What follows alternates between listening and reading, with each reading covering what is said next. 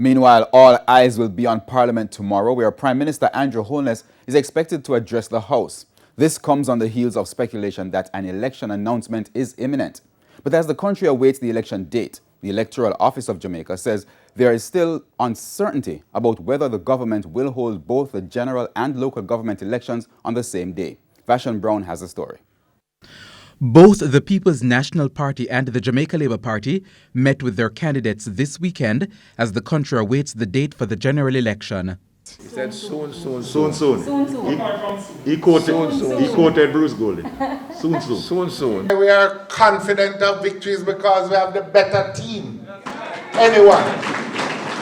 Speaking on TVJ's Smile Jamaica program this morning, Director of Elections Glasspool Brown says it's not clear whether the plan is to have local government and the general elections at the same time.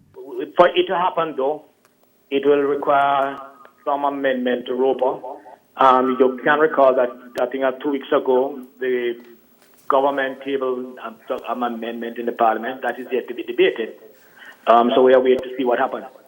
In light of the COVID-19 pandemic, electoral officials and the Health Ministry have signed off on a protocol for Nomination Day and Election Day. So here's what will happen on Nomination Day. On Nomination Day, what will happen is that you have a large entourage of persons accompanying the candidate into the nomination centers. What will allow on Nomination Day is that the candidate will be accompanied by a limited amount of persons. There's a limited. I think the limit there is 10 persons maximum.